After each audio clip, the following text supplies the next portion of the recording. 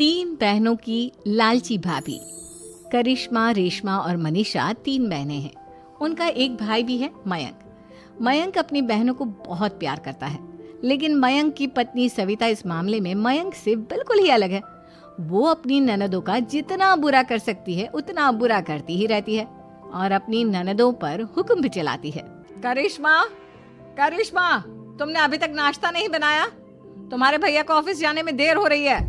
हाँ भाभी, बस अभी बनाती हूँ। करिश्मा, तुम ये ढीलापन छोड़ दो। कल को पराए घर जाना है। वहाँ अगर तुम इस तरह से काम करोगी तो लोग क्या कहेंगे कि माँ ने और भाभी ने कुछ सिखाया नहीं। और तुम्हारी दोनों बहनें कहाँ हैं? रेशमा मार्केट गई है और मनीषा सो रही है। क्या? सुबह के 8 बज रहे हैं और ये महारानी अभी भी सो रही है? ये कहते हुए सविता अपनी सास दुर्गा देवी के पास जाती है। माँ जी, देख रही हो अपनी बेटियों के तौर तरीके? क्या हुआ बहू, सुबह सुबह क्या कर दिया मेरी बेटियों ने?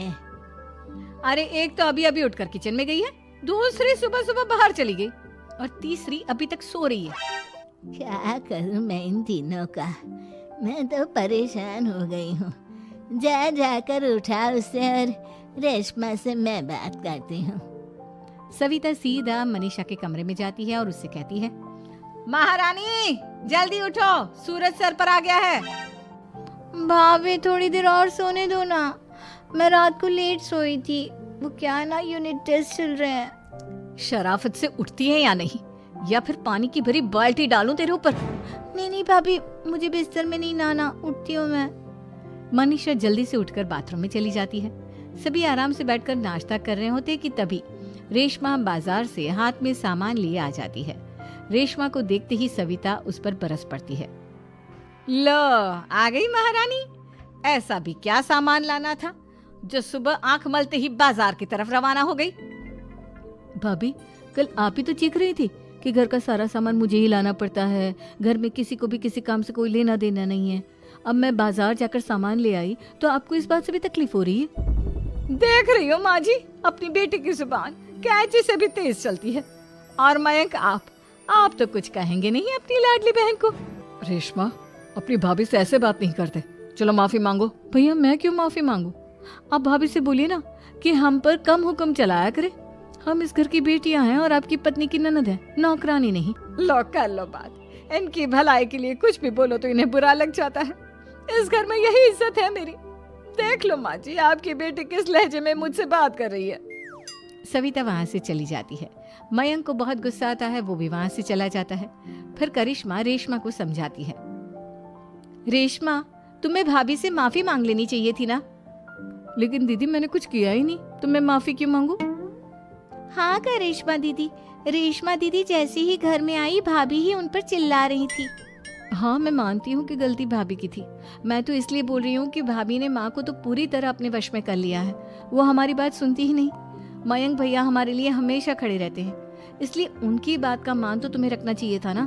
कोई फायदा नहीं दीदी, कुछ दिनों की बात और है, भाभी उन्हें भी हमारे खिलाफ भड़का देंगी।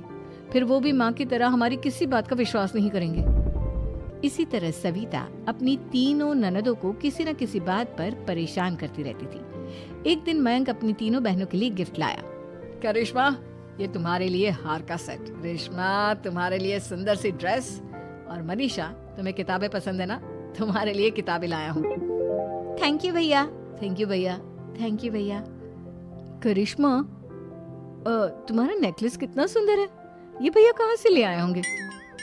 मैंने भैया को 3 दिन पहले फोन पर ये डिजाइन दिखाया था और आज भैया ये ले आए। सविता तो अपनी ननदों के गिफ्ट्स देखकर जल गई और करिश्मा का नेकलेस तो उसे भी बहुत पसंद आया था। अपनी बहनों के लिए कितना अच्छा नेकलेस लेकर आए हैं, मुझे कभी कोई गिफ्ट नहीं दिया। मैं आज ही ये हार चुरा लूंगी। रात में सविता करिश्मा का हार चुरा लेती है और इसी तरह उसे अपनी ननदों की जो भी चीज अच्छी लगती वो उसे मांगती नहीं, बल्कि रात के अंधेरे में चुरा लेती। इसी तरह दिन बीतते गए और सविता ने मयंक के दिल में भी उसकी बहनों के लिए नफरत पैदा कर दी। एक दिन मयंक ने करिश्मा और रेशमा के लिए रिश्ता देखा और ये बात उसने घर में सबको बताई। माँ, करिश्मा और रेशमा के लिए बहुत अच्छा रिश्ता आया है। वो लोग कल इन्हें देखने आ रहे हैं। आप और सविता मिलकर सारी तैयारी कर लेना। ये सुनकर करिश्मा और रेशमा खुश हो जाती हैं, लेकिन सविता सोचती है, अगर इन दोनों बहनों की शादी हो गई तो घर और बाहर का काम कौन करेगा? मनीषा तो एक नंबर की कामचोर है, उससे तो किसी बात की उम्मीद लगाना ही बेकार है। मुझे इस शादी को रोकना होगा। अगले दिन सभी लड़के वालों के स्वागत की तैयारी करने में लगे होते हैं। तभी मयंक अपनी बहनों से आकर कहता है, तैयार हो गई तुम दोनों? देखो दोनों लड़के बहुत अच्छे हैं, मैं कोई कसर नहीं छोड़ना चाहता, इसलिए तुम उनके सामने अच्छे से बिहेव करना और अपनी भाभी से लड़ने मत लग जाना। करिश्मा, तुम वो नेकलेस पहन लो ना जो मैं तुम्हारे लिए लाया था। भैया मैं बहुत देर से वो नेकलेस ढूंढ रही हूँ, लेकिन मुझे मिल ही नहीं रहा। क्या तुमने नेकलेस खो दिया? तुम्हें पता भी है वो कितना महंगा था? तुम कोई काम ढंग से नहीं कर सकती। मयंक गुस्से में वहां से चला जाता है। थोड़ी देर बाद लड़के वाले भी आ जाते हैं। वो दोनों बहनों को पसंद कर लेते हैं और रिश्ता पक्का हो जाता है। लेकिन सविता के दिमाग में तो कुछ और ही खिचड़ी पक रही थी। वो पंडित जी के पास करिश्मा की कुंडली लेकर जाती है और उन्हें पैसे देकर करिश्मा की कुंडली बदलवा देती है। जब लड़के वालों के पास करिश्मा की कुंडली जाती है तो वो दुर्गा को फोन करते हैं। बहन जी, हमने करिश्मा की कुंडली अपने पंडित जी को दिखाई थी। आपकी बेटी की कुंडली नहीं बल्कि दोषों का पिटारा है। देखिए, मैं और मेरे पति इन सब बातों में बहुत विश्वास करते हैं, इसलिए हम आपकी बेटी से अपने बेटे की शादी नहीं करा सकते। इस तरह करिश्मा का रिश्ता टूट जाता है और सभी घर वालों को बहुत दुख होता है। अब कविता सोचती है, चलो करिश्मा का तो रिश्ता टूट गया, अब रेशमा का भी रिश्ता तोड़ना है। क्या करूं? अब सविता आवाज बदलकर किसी अननोन नंबर से रेशमा के होने वाले ससुराल में फोन करती है। हेलो, मैं कौन हूँ कौन नहीं ये आपके लिए जानना जरूरी नहीं। बस इतना सुन लो कि रेशमा का 2 साल से किसी के साथ अफेयर चल रहा है। बस रेशमा का रिश्ता तोड़वाने के लिए सविता का इतना कहना काफी था।